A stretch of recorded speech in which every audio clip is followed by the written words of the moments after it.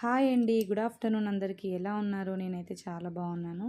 ఈరోజు మా అమ్మ వాళ్ళది పొలంలో నాటేస్తున్నారు. అయితే మేము కొంచెం హెల్ప్ చేద్దామని వెళ్ళినాం మా నాన్నకి. మేము ఇంటి దగ్గర నుంచి వెళ్ళి అన్నము, వాటరు ఇంకా మా పిల్లల్ని తీసుకొని వచ్చే వరకు కూలోళ్ళు వచ్చి నారు పీకేసి కట్టెలైతే కట్టారు. ఇక ఈ నారు ఇక్కడ నుంచి అక్కడ ట్రాక్టర్ దున్నుతుంది కదా అక్కడ వరకు మొయ్యాలి. ఇక మా పిల్ల పురుగులు మమ్మల్ని పని చేయనిస్తారో చేయనియరో కానీ వాళ్ళ కోసం అయితే లేస్ ప్యాకెట్స్, బిస్కెట్స్, బనానా అయితే తీసుకొని వచ్చినాం. చూడాలి ఎంతవరకు పని చేయనిస్తారు అనేది. నాటు వేయడానికి నారు పీకేసి గడ్డితో అయితే కట్టెలు కట్టారు. నారు మోయడం అంటే ఇక నా వల్ల కాని పని. ఎందుకంటే నాకు తలనొస్తుంది. మాకు మైగ్రేన్ హెడేక్ ఉందనమాట. నారు జోలికి వెళ్ళనే లేదు నేనైతే. పాపం మా అత్తమ్మ, మా మామయ్య ఇద్దరు కలిసి నారు మోసారు. కొంతవరకు ఏమో మా నాన్న, అత్తమ్మ, మామయ్య ముగ్గురు కలిసి చీరలో పెట్టుకొని లాక్కుంటూ వచ్చారు. నారు మొత్తం చీరలో ఎక్కువ మొత్తంలో పెట్టుకొని ముగ్గురు లాక్కుంటూ వచ్చి మడులల్లో వేసిర్రు. ఆ మడులల్లో వేసిన నారునైతే మేము అక్కడక్కడ పంచేసినాం నేను మా మరదలు. ఇక నేనేమో ట్రాక్టర్ దున్నిన తర్వాత కొన్ని మడులల్లో వాటర్ సరిగా లేక మిర్రలు అయినాయి. ఆ మిర్రలు పారతో సరి చేశాను. ఫస్ట్ నేను అంతా గజిబిజిగా చేశాను. మా నాన్న కోప్పడి ఒక్కసారి చూపించాడు. వాటర్ ఎక్కడికి రావడం లేదో భూమి అక్కడ సమానంగా లేదు అని అర్థం. చదువుకోలేదా అని మళ్ళీ చదువుదాకా తెచ్చి 4 చివాట్లు పెట్టి చెప్పాడు. పాపం చూడండి మా మామయ్య కష్టం. నారును బస్తాలలో మోసుకుంటూ వస్తున్నాడు అక్కడి నుంచి వెళ్ళి ఇక్కడి వరకు పాపం. తలపైన బస్తలు పెట్టుకొని మోసుకుంటూ వస్తుంటే ఆ బురద మొత్తం బట్టల మీద కారుతూ ఉంది. ఈ పొలంలో మిర్రలు ఏర్పడడానికి కారణం వాటర్ లేకపోవడం. వాటర్ ఎందుకు లేవంటే ఆ రోజు మార్నింగ్ కొంచెం కరెంటు పోయింది. ఎక్కడో పోల్లు సెట్ చేస్తున్నారంట, కరెంట్ పోల్స్.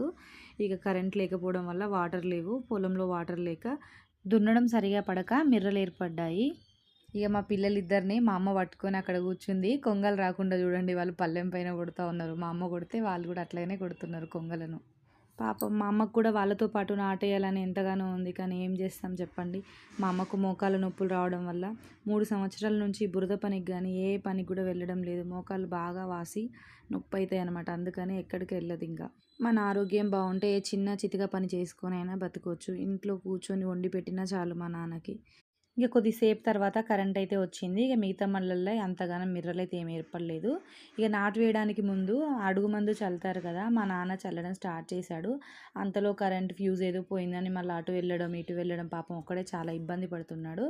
ఇంకా నేనేం మందు చల్లుతానా నాన్న అని అడిగాను. ఇక నువ్వు చల్లినట్టే అన్నాడు. అయినా సరే నేను చల్లడం ప్రారంభించాను.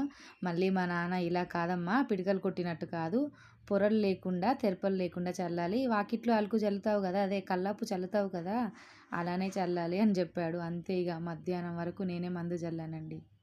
ఇంకా మా మరదలు నాటు వేస్తుంటే వాళ్ళ వెనకాల నారు ఎక్కువైనా నారు సరిపోకపోయినా ఎవరికైతే నారు అందదో వాళ్ళకు నారు అందియడం, ఇంకా కొన్ని మడులలో నారు పంచేయడం చేసింది.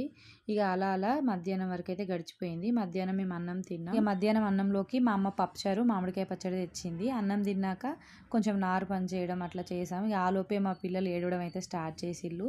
ఇక నాటు వేయడం అయితే ఒక్కరోజే కంప్లీట్ అవ్వలేదండి. ఇంకో ఎకరం అయితే ఆగిపోయింది. ఇక మిగిలిన ఎకరం నెక్స్ట్ డే కంప్లీట్ చేశారు. ఈ వీడియో మీకు నచ్చినట్టయితే లైక్ చేసి ఛానల్ని సబ్స్క్రైబ్ చేసుకోండి.